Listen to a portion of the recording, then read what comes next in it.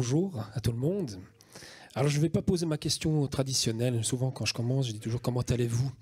Je peux imaginer facilement aujourd'hui, avec ce que vous passez, qu'il n'y a pas besoin de demander comment vous allez pour savoir que vous êtes tiraillé certainement entre deux émotions, deux sentiments importants, qui est d'un côté la joie d'être ici, d'être dans la joie, d'être dans la présence du Seigneur, mais en même temps dans la tristesse d'avoir perdu quelqu'un que vous aimez. L'apôtre Paul dit quand un membre souffre, c'est le corps entier qui souffre. Alors un corps, ça peut être un couple, ça peut être une famille, ça peut être une assemblée, ça peut être l'Église entière. À partir du moment où on est unis et qu'on passe des moments relationnels forts, en fait, on forme un corps. Le mot corps, ce n'est pas simplement une symbolique imaginaire, c'est vraiment des liens qui s'unissent fortement. Et à partir du moment où on est unis et qu'on est attaché à quelqu'un, dès qu'il y a une souffrance, nous souffrons ensemble. Et ce que vous vivez, je l'ai vécu il y a encore à peine un peu plus d'un mois, où deux personnes de mon entourage très proche, que je connaissais depuis mon enfance, sont parties coup sur 2 jours, comme ça. Deux personnes que j'ai grandi dans leur maison, j'ai grandi avec eux à l'église, enfin, des tas de choses. Et je me suis mis à écrire. Vous savez, comme Joseph disait, j'aime beaucoup la poésie. Je ne sais pas si je suis un grand poète. En tout cas, je fais 1m77. Donc, à vous de savoir si je suis grand ou petit. Mais j'aime beaucoup la poésie. Pourquoi ? Parce que les mots ne sont pas que des mots. Avec le Seigneur, les mots ne sont pas que des mots. Vous savez, dans la vie, il y a du bavardage. On fait tous du bavardage. Ça nous arrive. Moi aussi, je bavarde beaucoup. Vous savez, nous, les Italiens, on aime bien. Hein, on aime bien chatter, on aime bien parler. Alors, il y a des temps de bavardage, il y a des temps de parole. Ce n'est pas la même chose. Le bavardage, c'est quand on parle de tout et de rien. Mais quand on parle de parole, c'est qu'on parle de quelque chose dans lequel on est imprégné. Et la Bible nous dit que nous avons été créés par la parole. Et que nous sommes aussi menés à avoir un ministère de la parole. Alors il y a mille et une façons d'avoir un ministère de la parole. Il y a l'enseignement, mais il y a aussi le témoignage. Et je dis toujours la louange est avant tout un ministère de parole. Parce que quand on loue, et c'est peut-être la même différence qu'avec le bavardage et la parole, il y a chanter et louer. Il y a chanter et être dans un sentiment d'adoration. Et je pense que je culpabilise personne, on peut être parfois dans l'un et dans l'autre, mais Dieu nous appelle à être du bon côté. Et vous allez voir ce matin, ce que je vous parlerai, c'est aussi une question de tiraillement, de mettre des priorités dans notre vie. Mais avant ça, je voudrais vous lire un texte que j'ai écrit justement au départ de ces deux personnes, qui est pour moi ma façon de vous souhaiter condoléances d'abord à la famille, mais aussi à l'Église. Parce que c'est important, condoléances, parfois on dit condoléances, comme si c'était un mot juste de tristesse. Mais pour le chrétien, le condoléance est tout à fait différent. Parce que nous savons que Christ est ressuscité. Nous avons l'esprit de Christ en nous. Nous savons que Dieu est là, que Dieu est vivant. Nous n'avons pas le Dieu de la mort, nous avons le Dieu de la vie. Et la vie ne s'arrête pas ici. Alors bien sûr qu'on est attaché à la terre, bien sûr qu'on a nos émotions, bien sûr qu'on est des êtres humains. Nous sommes corps, âme, esprit, nous avons les 3 dimensions. Mais nous savons aussi que Dieu est là, et on l'a chanté, on l'a dit ce matin, combien de fois, Seigneur, ranime-nous par ce feu, hein, que cette flamme vienne vraiment nous ranimer. Mais ce matin, je voudrais vous lire ce texte simplement pour que ce soit en même temps une prière pour chacun d'entre nous. Ce n'est pas tant la mort en soi qui est souffrance, elle est parfois même délivrance. Ce qui déchire le cœur, c'est l'absence, pesant lourd dans l'âme par ce qui reste en présence. L'absence d'une amitié, d'un être que l'on aime, que l'on a aimé. L'absence d'une présence qui comptait, par ces liens qui ne pouvaient se dénouer. La présence des regrets, pour ce qui n'est pas acheminé. La présence d'une absence que l'on ne peut oublier, sur laquelle on venait s'appuyer. La mort n'est rien à côté de l'amour. Seul l'amour va manquer. On en veut tant, on en voudrait toujours. Ce sera ça aussi l'éternité. Ce n'est pas tant la mort en soi qui est souffrance, elle est parfois même délivrance. Ce qui console le cœur qui pleure l'absence, c'est la certitude de cet autre en présence. Même si les choses ici s'arrêtent, tout n'est pas fini. Le corps n'est pas l'être en entier, quoi. Au-delà est ce que je suis. Il y a la vie après la vie. La mort ne touche que nos corps, le souffle retourne à lui. En lui, nous existons encore. Comme les fleurs renaissent au printemps, nous reviendrons au bout des temps. On accomplira ses regrets en terminant ce que l'on a commencé. On n'a pas fini de s'apprécier. On vient à peine de commencer, d'apprendre à se pardonner, de cheminer dans la liberté. Dieu ne demande pas d'être parfait. Ce qu'il nous commande, c'est d'apprendre à s'aimer, Ne jamais se jeter la pierre, c'est une devise salutaire. Ce n'est pas tant la mort en soi qui est souffrance, elle est même parfois pour certains délivrance. N'aie crainte, tout est accompli en nous. Cela le sera aussi pour toi qui crois en l'œuvre de Jésus-Christ. Que ce matin, vraiment, on puisse être dans cet esprit de vie. Parce que je sais que c'est dur quand des personnes que l'on aime nous quittent, parce que c'est l'absence qui est difficile, c'est cette absence. Mais nous savons que nous avons un Jésus-Christ, un Dieu vivant, et que notre vie ne s'arrête pas ici. Amen. Le thème de ce matin que Dieu avait mis sur mon cœur, alors j'ai maintenant un demi-siècle, comme je dis toujours, je prends des lunettes. Priorisons la meilleure part. Vous savez, ouvrir sa porte, c'est toujours prendre un risque. Je ne sais pas si vous avez déjà remarqué, mais lorsque l'on ouvre la porte à quelqu'un, que ce soit la porte de sa maison, que ce soit la porte de l'église, que ce soit la porte d'un groupe, peu importe, on peut connaître finalement deux sortes de sentiments, deux sortes d'ambiances qui peuvent s'ouvrir à nous. Et des ambiances paradoxales. D'un côté, il y a le sentiment de joie, le sentiment de plaisir, de bonheur, etc. On risque finalement un bénéfice relationnel positif. Dès qu'on ouvre sa porte, dès qu'on ouvre son cœur, dès qu'on est dans l'hospitalité, dans l'accueil, il y a d'un côté ce risque bénéfice, un bénéfice finalement de passer un moment de joie et de bonheur. Mais il peut exister aussi un autre risque, d'où l'importance parfois d'avoir du discernement. De l'autre, il peut s'en dégager un sentiment d'embarras. On peut être parfois embarrassé d'ouvrir sa porte à quelqu'un, d'ouvrir la porte de son cœur. On peut être parfois préoccupé et voir plus qu'un sentiment même nous apporter des ennuis. Si d'un côté, la Bible nous dit que certains, en ayant fait hospitalité, ont cueilli des anges, en poussant Abraham notamment, si on analyse bien, on peut aussi parfois accueillir des démons sans le vouloir. Il y a des choses dans la vie où on doit être prêt à ouvrir notre cœur, on doit être prêt à accueillir, parce que ça fait partie aussi de notre mission.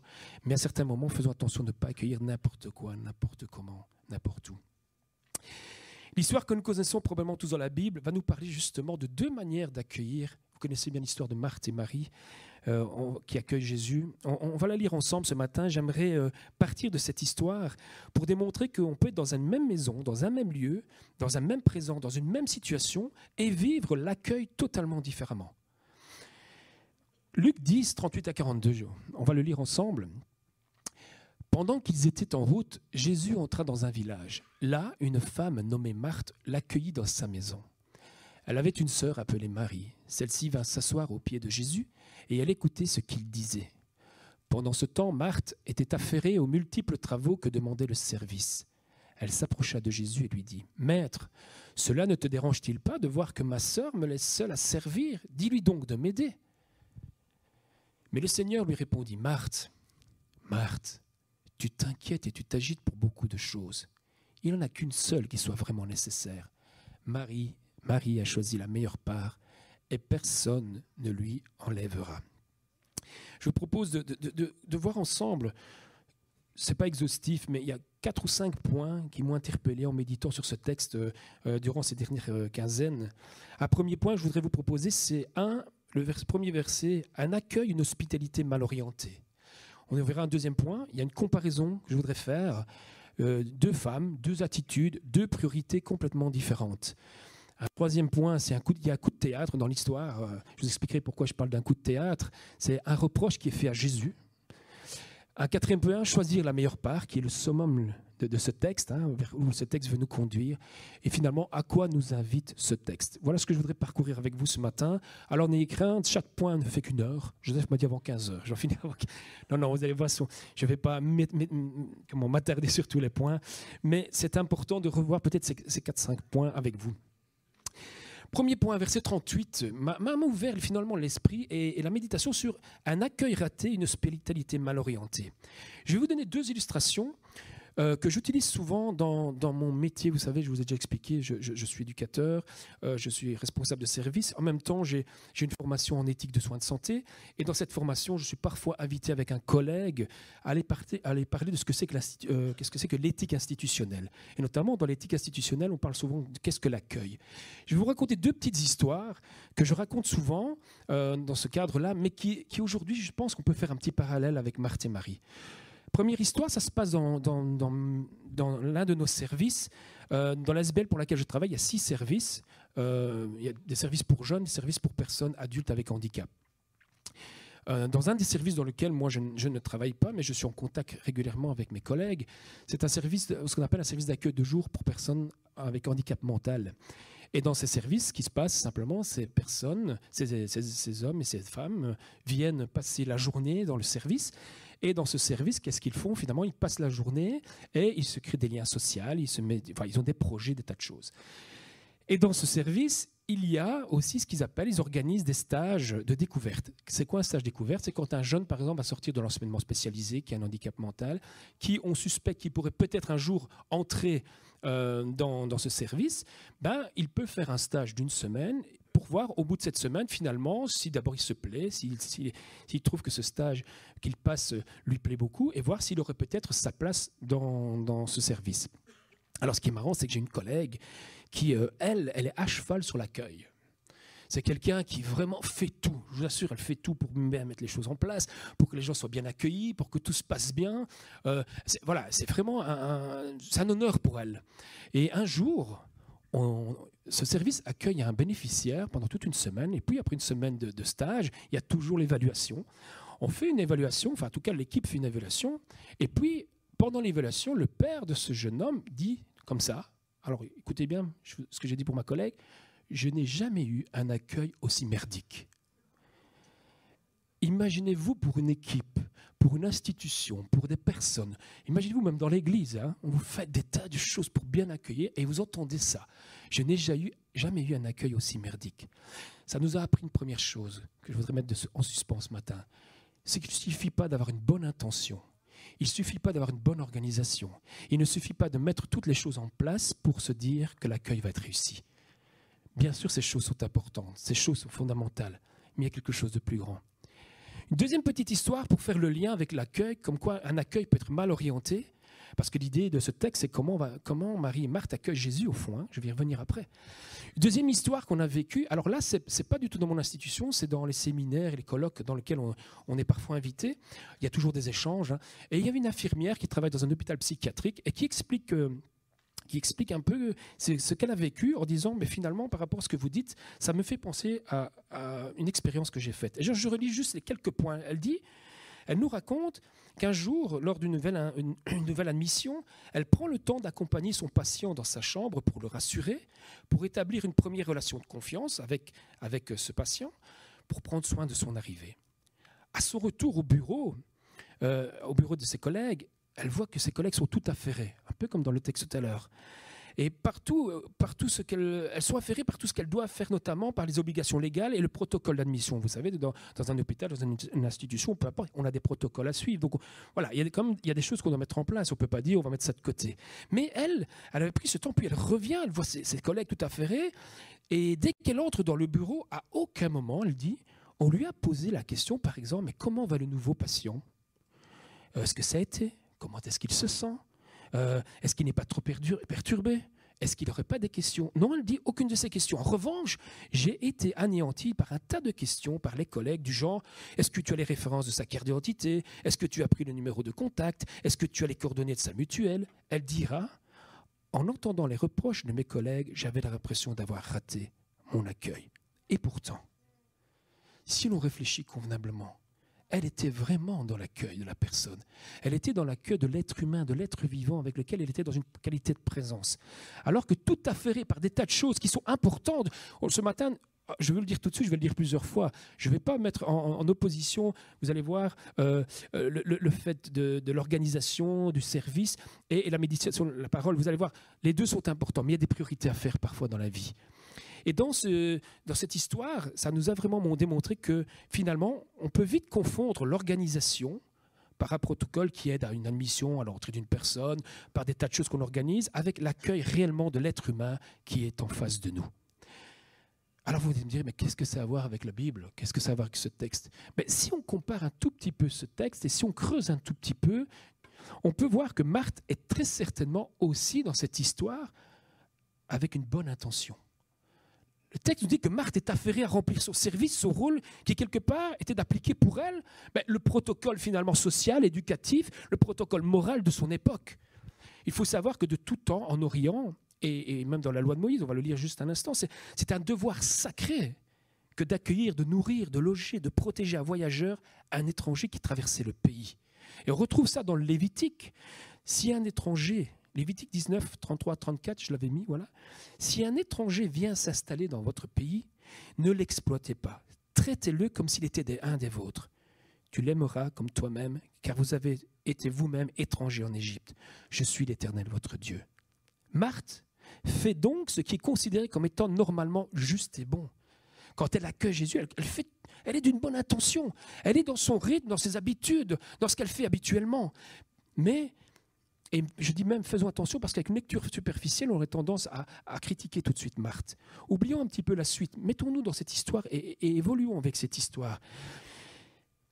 Ce premier point nous laisse ce matin avec quelques questions d'ordre éthique que je vous laisse, qu'on essaiera d'ouvrir quelques pistes de réponse ce matin, mais c'est loin d'être terminé, mais je vous les laisse en réflexion qui sont importantes.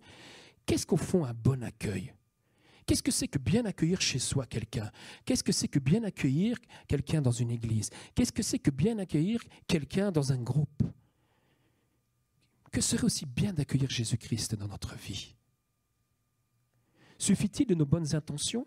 Suffit-il de nos bonnes habitudes, que ce soit organisationnelles ou que ce soit autres, pour être dans une attitude juste ? Est-ce qu'il suffit d'être dans ce qu'on croit être toujours juste ? Le texte va nous démontrer qu'appliquer ce qui d'ordinaire était considéré comme normal, bon, juste dans notre service, eh bien, on peut parfois rater l'essentiel. Et c'est un peu ça l'éthique. Et je parle un peu du mot éthique parce que dans les églises, on n'en parle pas souvent. L'éthique, c'est quoi au fond ? En résumé, ce n'est pas la morale, ce n'est pas tout à fait la même chose. La morale, c'est quoi ? La morale, c'est quand on sait ce qui est bien, ce qui est mal. Voler, c'est mal. On est d'accord. L'éthique, ce n'est pas tout à fait ça. L'éthique, c'est se questionner sur nos principes et nos valeurs pour savoir si les principes et les valeurs à lesquelles on déclare être nos principes et nos valeurs, on les applique de manière à ce que ce soit juste et ajusté à la situation. C'est un peu différent. Et nous avons tous une éthique chrétienne. Et Jésus n'a fait que de l'éthique. Jésus n'était pas un moraliste.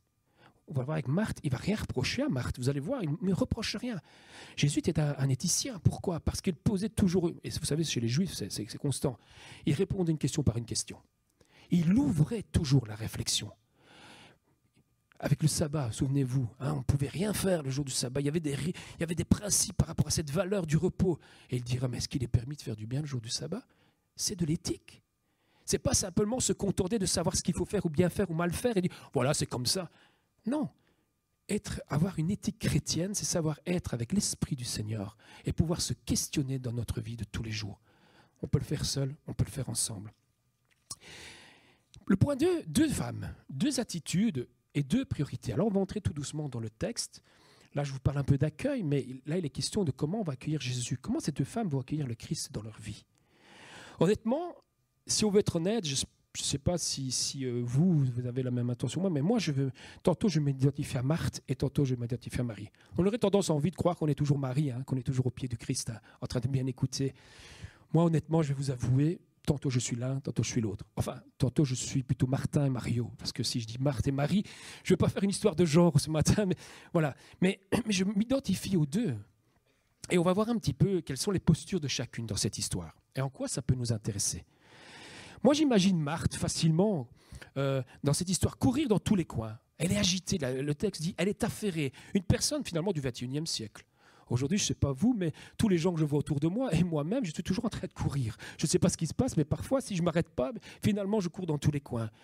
Pour quelle raison, finalement, Marthe s'agite ? Le texte ne dit pas tout à fait, mais quand même, on peut essayer d'imaginer. Vous savez que le mot grec qui traduit ici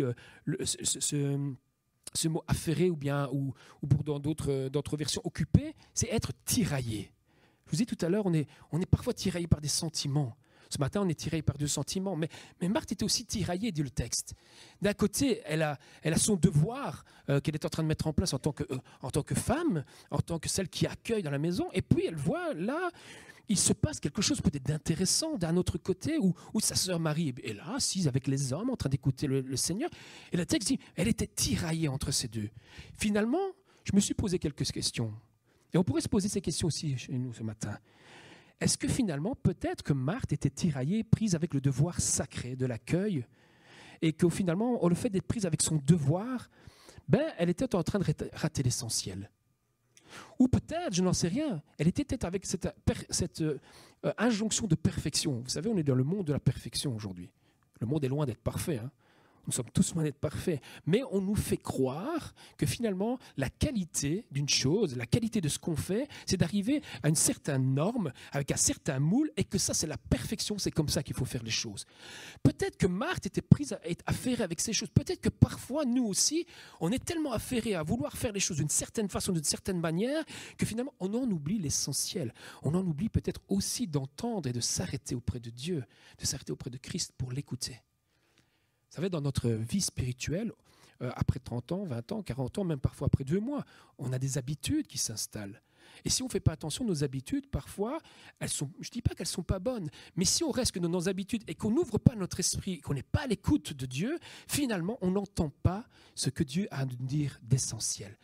C'est peut-être ce qui se passe aussi avec Marthe. Peut-être encore, elle est tiraillée avec sa petite pointe d'orgueil. Je ne sais pas si vous êtes peut-être pas orgueilleux, mais moi j'ai de temps en temps mon orgueil qui se lève. Hein. Et parfois cet orgueil, c'est quoi? C'est qu'il faut absolument montrer que je suis quelqu'un qui sait bien faire les choses. Peut-être que Marthe, en tant qu'hôtesse, en tant que celle qu'on attendait qui allait bien accueillir le maître, était en train de s'affairer pour... Il faut que quand ils ont fini l'enseignement, il faut que tout soit prêt, que tout soit là et que tout soit prévu parfaitement comme il le faut. Peut-être qu'elle était prise avec tout ça.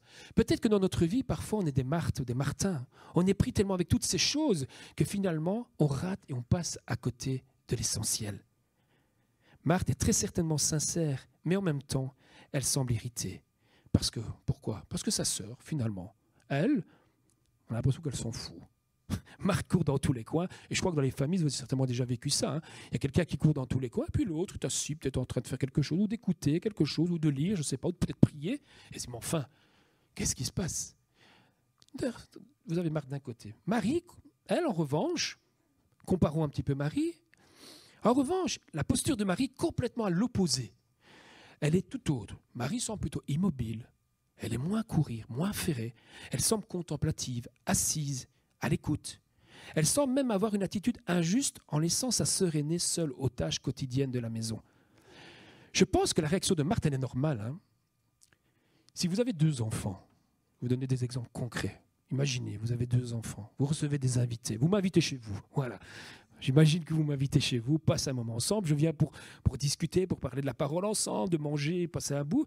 Et puis vous avez un de vos enfants qui court dans tous les coins, qui prépare, qui aide peut-être votre épouse à faire à manger ou votre époux à faire à manger, parce que les hommes peuvent faire à manger, bien évidemment. Hein, et puis à un moment donné, vous avez un autre enfant qui est là, assis, qui écoute tranquillement. Honnêtement, en tant que parent, qu'est-ce que vous allez faire? Vous allez dire, hé fieu, hé fille, va aider ta sœur, hein. Ne laisse pas tout faire quand même. Hein? Regarde ta sœur, elle est vaillante, mais toi, tu es là, qu'est-ce que tu fais? Mais quelque part, il y a peut-être quelque chose de cette notion-là.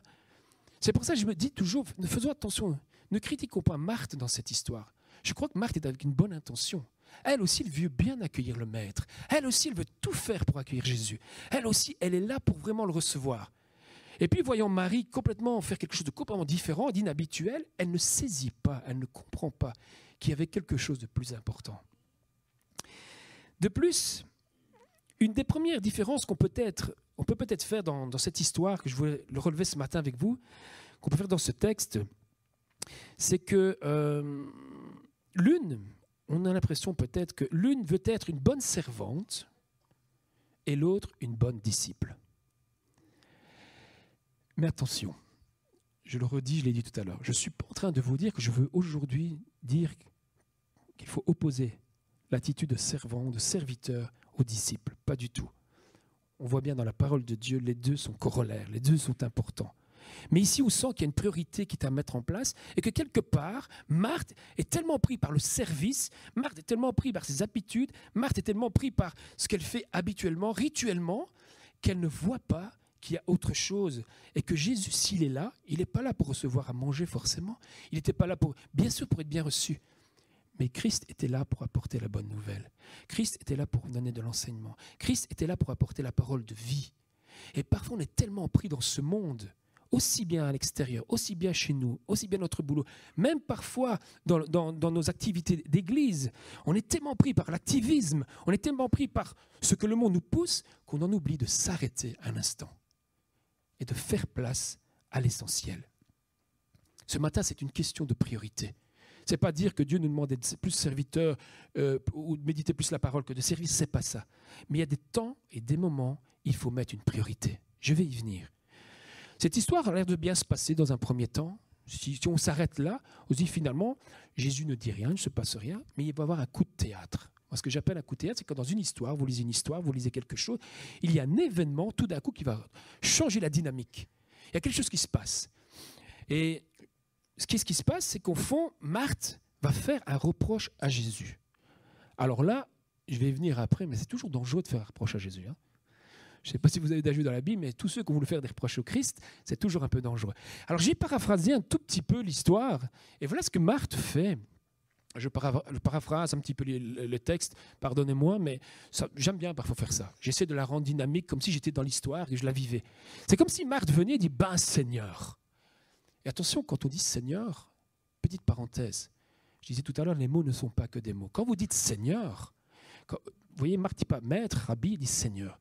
Le mot Seigneur signifie aussi qu'on s'adresse à celui que l'on considère comme étant propriétaire de la vie, comme celui qui avait autorité sur toute chose. Donc elle s'adresse à quelqu'un où elle reconnaît l'autorité. Elle dit, ben Seigneur, tu ne dis rien? Ça ne te fait rien de voir combien je suis débordé pour préparer le service dans la maison? Ça ne te fait rien que ma sœur soit là, assise avec les hommes?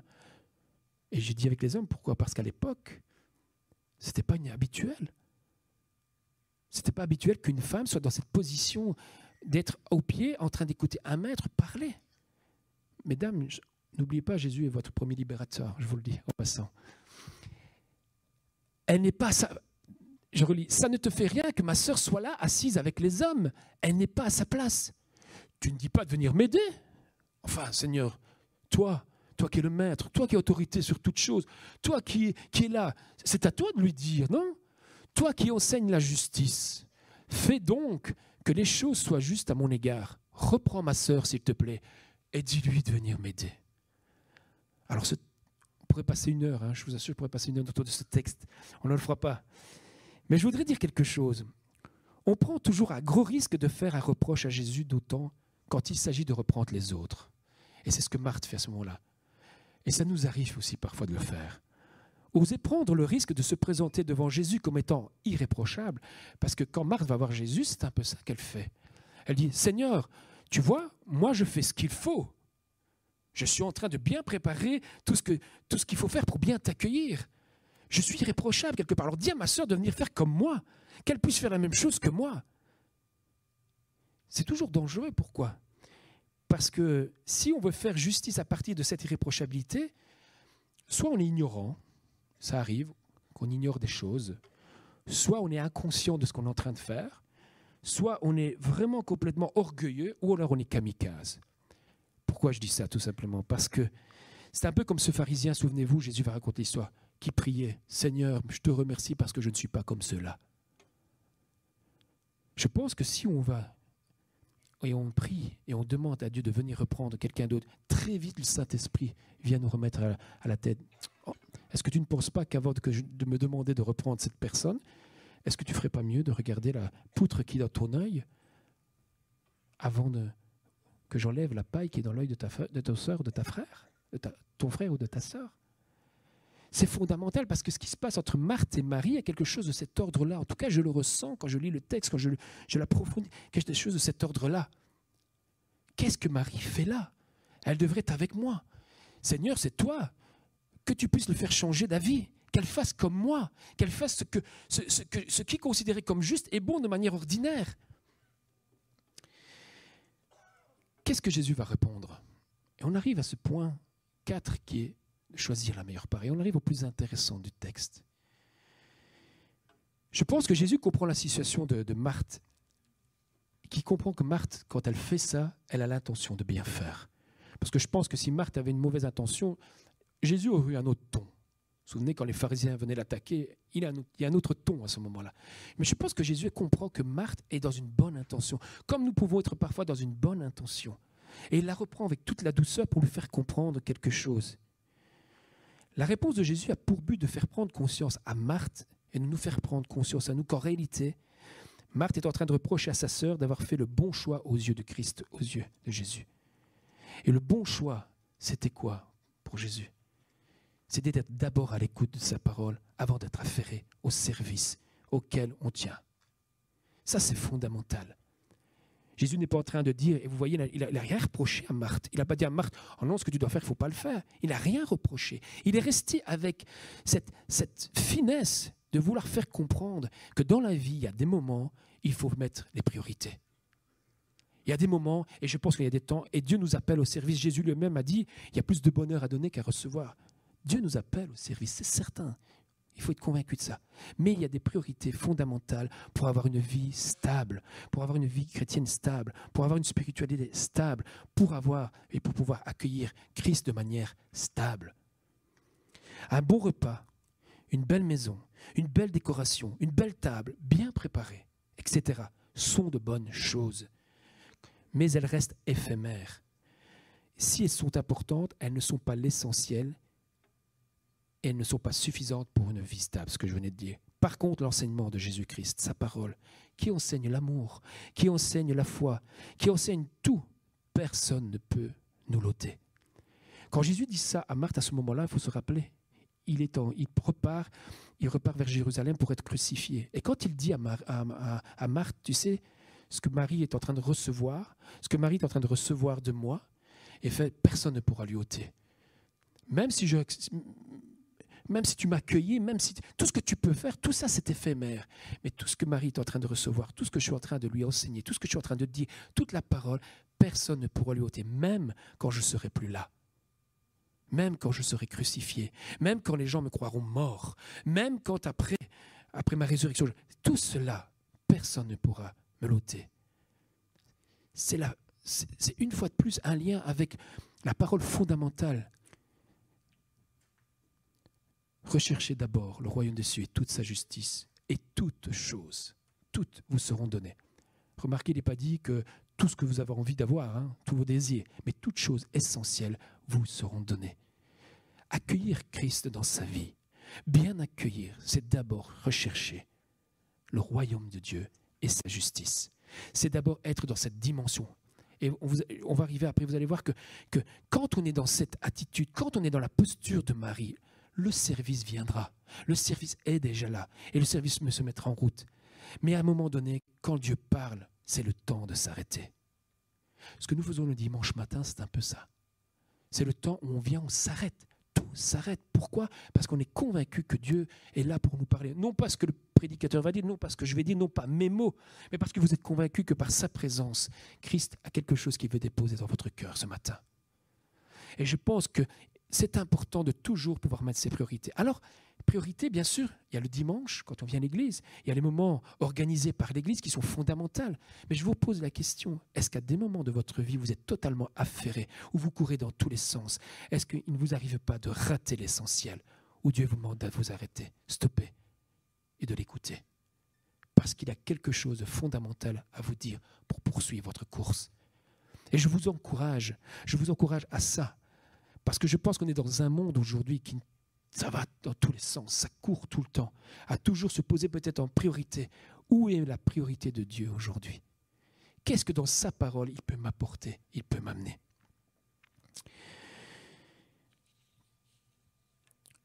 J'avais écrit, attention, Jésus n'est pas en train de dire qu'il ne faut plus de service, plus d'organisation, que ce soit chez soi, dans l'église ou ailleurs, que Joseph ne sonne pas demain matin en disant « j'ai plus personne à l'église, hein. Ils viennent plus. » Non, c'est fondamental, on est bien d'accord. C'est pas ça la question. Mais qu'il y a des moments à prioriser. On doit joindre l'utile à l'agréable, c'est certain. Mais il ne faut pas rater l'utile. Si nous ratons les choses essentielles du royaume de Dieu, nous ne devenons plus que comme dans le monde, des clubs, des équipes, des groupes, des moments où on passe du bon temps. Mais ce n'est pas ça l'Église, ce n'est pas ça le royaume de Dieu. C'est bien sûr qu'il y a des moments où on passe, et c'est fondamental, le lien de l'être humain entre êtres humains, c'est pas ça, mais le fondamental, c'est d'être en avancement avec le royaume de Dieu et avec ce qu'il veut faire avec nous. Et je pense que ça, c'est extraordinaire. Et Marc n'avait pas saisi ça. C'est pour ça que Dieu ne lui fait pas de reproches. Et on ne peut pas faire de reproches à Marc, et on ne peut pas se faire de reproches parce qu'on est des êtres humains. Moi, ça m'arrive beaucoup de fois d'être tellement pris par tout ça que finalement, j'en oublie l'essentiel. Mais c'est le message de ce matin. Est-ce que nous n'avons pas besoin de retourner à l'essentiel? Est-ce que nous n'avons pas besoin aussi de penser, de mettre du temps, de peut-être bloquer du temps dans notre vie pour retourner à l'essentiel? Et cet essentiel, il ne faut pas se contenter uniquement des moments d'organiser, mais aussi dans votre vie personnelle. C'est le petit message que Dieu nous donne aujourd'hui. Si tu veux m'accueillir dans ton cœur, si tu veux me recevoir, si tu veux faire comme Marie, être à mes pieds, parce que c'est une image symbolique. Dans la Bible, quelqu'un qui était au pied de Jésus, ça symbolisait quoi? Ça symbolisait le disciple qui était au pied du maître. Il faut que tu aies des temps d'arrêt. Il faut que tu t'arrêtes, que tu stoppes à certains moments et que tu te mettes à parler avec moi, à discuter avec moi, d'entrer dans ce qu'on appelle une qualité de présence. Et cette qualité de présence, on l'a dit tout à l'heure, elle est réalisable. Pourquoi? Parce que Christ est ressuscité. Parce que Christ nous a donné l'Esprit de Saint. Parce que le Saint-Esprit habite en toi, en moi, en nous. En tout cas, en tous ceux qui ont reçu, qui ont accueilli un jour le Seigneur. Mais c'est fondamental. Parce que si on n'a pas conscience de ça, alors on croit accueillir Dieu. On croit accueillir nos frères et sœurs. Mais on est dans autre chose. On est dans quelque chose qui est nos rituels, nos habitudes, qui sont bonnes. Je ne suis pas en train de dire... Il faut continuer aussi ces choses. Mais il faut avoir conscience que nous avons besoin de revenir, de retourner à quelque chose qui est de la substance. Un peu comme les mots. Vous savez, les mots, c'est parfois des coquilles vides. On dit des mots, mais on ne sait pas ce qu'on dit au fait. On dit Alléluia, mais finalement, c'est quoi Alléluia? On dit Amen, mais au fond, c'est quoi Amen? Alors, je ne me fais pas de reproches. Je parle même pour moi. Parfois, je me dis, Seigneur, mais Tonino, tu es en train de dire Amen, mais est-ce que ton Amen, ce qu'il veut dire, est-ce que c'est vraiment en cohérence avec la réalité? Eh bien, c'est exactement la même chose pour l'accueil de Christ. On ne doit pas être des coquilles vides. Dieu n'est pas une coquille vide. Dieu n'est pas c'est pas un fétiche. Christ n'est pas simplement une croyance parmi les croyances philosophiques, parmi les croyances qu'on peut entendre à gauche, à droite. Christ est vivant. Il est l'être. Celui qui a créé toutes choses, celui qui est notre commencement, celui qui est la fin, celui en qui on peut avoir notre consolation, celui en qui on peut compter, celui que nous voulons accueillir est vivant. Et tout ce qu'il nous donne, personne, dans ces moments-là, tout ce que Christ nous donne, personne ne peut nous l'ôter. Rappelez-vous les paraboles de la semence, des 4 terrains. Si la semence tombe dans la bonne terre, ça pousse. Et le service vient. Le vrai service vient. Le vrai service est présent. Il y aurait tellement de choses à dire, mais je vous ai promis de ne pas faire 5 heures. J'avance juste un tout petit peu. Alors je me suis posé juste une petite question pragmatique, très pratique. Pourquoi peut-on dire que finalement, dans ce texte, et je dis bien dans ce texte, parce que dans d'autres moments, je pense que ce n'est pas l'écoute qui est prioritaire, mais pourquoi dans ce texte, la priorité, c'était d'écouter Dieu? Pourquoi on peut dire que l'écoute a une priorité sur le service? Alors, je vais donner 3 points. Ils ne sont pas exhaustifs, mais ils sont importants, il me semble. Premier point, il me semble. J'ai bien, il me semble. Pour servir et suivre Christ, on doit avant tout le connaître. Et Jésus va même aller plus loin. Il faut que vous et moi, avec Christ, on puisse se connaître. Souvenez-vous, dans la parole, Jésus dira à un moment donné, vous me dites, Seigneur, on a guéri en ton nom, on a chassé des démons en ton nom, mais reculez, je ne vous connais pas. Si nous n'avons pas cette relation profonde avec Dieu, si nous n'entrons pas dans ces moments intimes, si nous ne nous mettons pas au pied comme Marie, c'est symbolique d'écouter la parole, l'enseignement de Christ, de rentrer vraiment dans une qualité de présence avec lui, finalement, on est du vent. Dieu, ce qu'il attend, ce que Christ attend de nous, c'est d'être dans cette qualité de présence. C'est fondamental. C'est pour ça que l'écoute est prioritaire. Vous savez, chez les Juifs, j'ai toujours aimé, chez les rabbins, ils disent toujours, le parcours de la foi, c'est comme ça. C'est les oreilles. D'ailleurs, Jésus le dit, Paul le dit. La foi vient de ce que l'on entend, et ce que l'on entend vient de la parole de Christ. Dieu, ça descend dans le cœur. L'oreille, le cœur, et puis la main. Et puis, ça nous prépare, ça nous donne ce qu'il faut pour être au service du royaume de Dieu. C'est fondamental. Je pense que parfois, et je loue Dieu pour tous les gens, On a parlé tout à l'heure de ce frère, Francesco. Quand on voit ce qu'il a fait de ses mains, on ne peut que louer Dieu. Mais ce que j'ai aimé, ce que Joseph a dit, qui va, à mon avis, vous parler demain, c'est qu'il était prêt à rencontrer son Seigneur. Parce que ce n'est pas le fait de servir avec ses mains qui était utile, c'est parce qu'il savait que sa relation avec Dieu, il était heureux. Il avait mis son honneur à servir Dieu parce qu'il était en communion avec lui, dans sa présence. Et que son but, ce n'était pas de dire « Regardez la belle église ». Non, ce n'est pas ça. Regardez ce que j'ai fait pour mon Dieu. Regardez ce que j'ai fait pour avancer dans le royaume de Dieu. Regardez ce que j'ai mis en place parce que j'aime mon Dieu. C'est ça l'essentiel. Et si on oublie d'être dans l'essentiel, dans la parole de Christ, finalement, à un moment donné, on est des humains. Faut appeler un chat un chat. Si on lâche la parole de Dieu, finalement, on va être influencé par quoi? Par le monde. Et c'est quoi l'influence du monde? C'est l'idolâtrie. Et l'idolâtrie, c'est quoi? C'est tout ce qui nous écarte de l'adoration de Dieu. Qu'est-ce que c'est que la véritable adoration? Rappelez-vous, Abraham. Quand on parle de la première fois de l'adoration dans la Bible, c'est avec Abraham, quand Dieu lui demande d'aller sacrifier son fils Isaac. Vous imaginez? Moi, j'en ai conclu que l'adoration, la racine de l'adoration, c'est une soumission volontaire à la fois à ce que Dieu nous commande et à ce que Dieu désire. C'est ça la véritable adoration.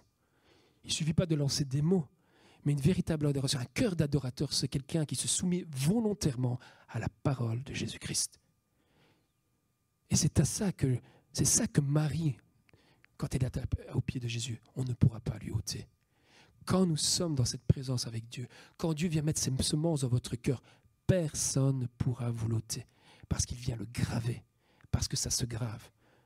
Tout ce que l'on retient, je vais dire de manière intellectuelle, ça s'envole. Hein. Et le diable a facile avec ça. Il vient, il piquera, voilà, c'est vite. Vous avez une autre influence, vous allez à gauche, vous entendez autre chose, c'est peut-être ça. Mais tout ce qui est fait, et qui est conviction, et qui est vraiment une intervention de Dieu dans votre esprit, dans votre cœur, ça ne s'envole pas. Ça reste gravé. Deuxième point, l'homme, non seulement ce que je disais, c'est quand c'est le temps pour Dieu de parler, le reste doit s'arrêter. Le deuxième point, l'homme a des besoins physiques, des besoins psychologiques, mais il a aussi des besoins spirituels que la parole de Dieu vient donner.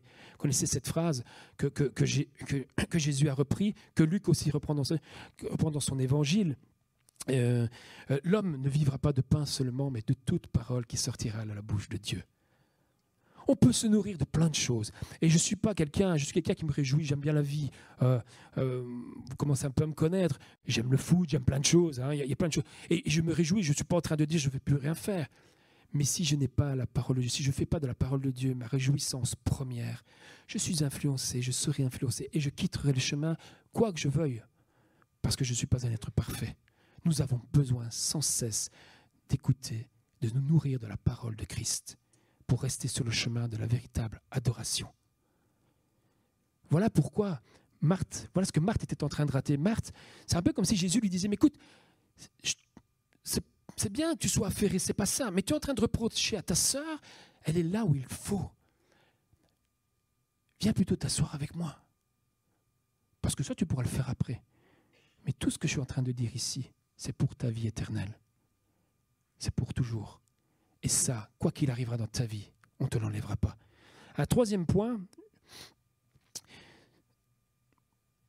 oui, je vais juste vous lire ça. Pourquoi? Parce que la parole de Dieu nourrit la foi, premièrement. Deuxièmement, elle donne la véritable espérance dès aujourd'hui et pour demain. Ce n'est pas toutes nos activités qui nous donnent ça, c'est notre foi en Dieu, notre foi en cette parole, parce que c'est une parole de vie. Elle pense les blessures de l'âme par l'amour qu'elle apporte à l'humanité souffrante. Voilà pourquoi il est important d'entendre Christ. Christ est la réponse à la souffrance du monde. Christ est la réponse aussi à nos sentiers tordus, à nos pensées tordues dans lesquelles on s'éloigne. Parce que la parole de Christ donne du sens à nos vies, c'est-à-dire elle donne à la fois une direction et une signification. Nous savons d'où nous venons, mais nous savons aussi où nous allons. Nous avons été à la base de la volonté du Créateur, mais nous rejoignons notre Créateur. C'est fondamental. Et le troisième point pour lequel je pense qu'on peut dire pourquoi à un moment donné il faut mettre une priorité à l'écoute. En réalité, être à son service, c'est avant tout accueillir la parole de Dieu qui nous détourne de toute pensée idolâtre, je l'avais dit, qui anime ce monde et qui veut faire de nous de vrais adorateurs. Alors je disais, cette nourriture, personne ne peut nous l'enlever. On peut perdre bien des choses durant notre existence. Et vous êtes en train de le vivre, la famille de Francesco le vit. On peut perdre la santé des êtres chers. On peut perdre des biens matériels, un certain niveau de confort, un statut social. Il y a des gens qui perdent tout d'un coup leur statut, etc., des tas de choses. Mais rien ni personne ne pourra enlever la part que le Seigneur nous accorde. Car sa parole, quand elle est accueillie comme il se doit, reste et restera gravée en chacun de ceux, c'est-à-dire en chacun de nous. Parce que là, il est question de notre responsabilité, qu'il accueille véritablement, qu'il écoute véritablement et qui marque dans nos cœurs pour l'éternité. L'oreille a donc priorité sur la main à certains moments et particulièrement dans notre société aujourd'hui. On veut tellement démontrer les choses par des belles démonstrations, mais n'oublions pas que l'essentiel, c'est avant tout d'être dans une qualité de présence avec notre Dieu, avec notre Christ. Alors, j'arrive au dernier point. Et peut-être que les musiciens peuvent venir à leur aise, parce que j'y suis très vite. À quoi nous invite ce texte ce matin? J'ai fait un petit peu le tour, un petit peu de la méditation que j'ai mis. Premier point, je me suis dit, non pas à faire un choix entre servir ou méditer, je vous l'ai dit. Ce n'est pas ça que le texte nous invite. Ne me faites pas dire ce que je n'ai pas dit. Il ne s'agit pas d'opposer le faire à l'être, pas du tout. Il ne s'agit pas non plus d'opposer le service pratique à la méditation de la parole de Dieu, pas du tout. Car Jésus a dit lui-même, il y a plus de bonheur à donner qu'à recevoir. Mais pour être capable d'ajuster notre service pour le royaume des cieux, le seul moyen, c'est de recevoir d'abord abondamment la parole de Christ, l'enseignement de Jésus-Christ. Sinon, tout ce qu'on fera, toutes nos œuvres, ne seront que de la volonté humaine.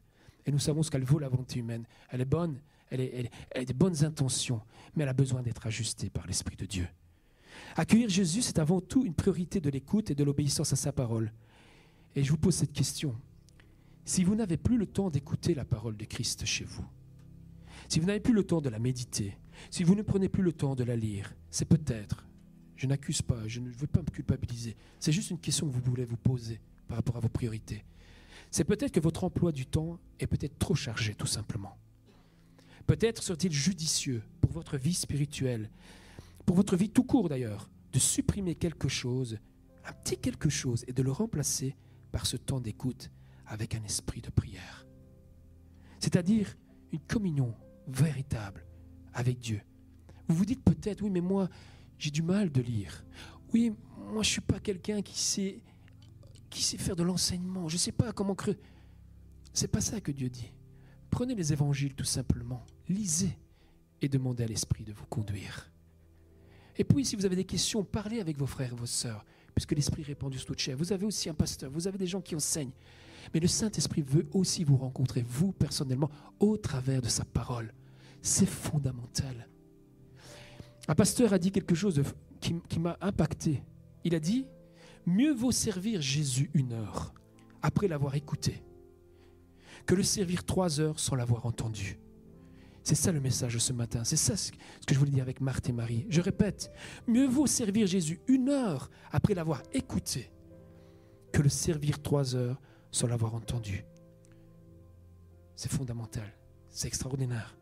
Quand nous sommes remplis de la force de l'Esprit qui vient de sa parole, nous devenons une source de présence naturelle au service du royaume de Dieu. Alors on est tous appelés au service, chacun sa façon. C'est pour ça que je disais, je ne suis pas en train de dire le service après, c'est pas ça. Mais il y a un ordre, il y a une priorité à mettre.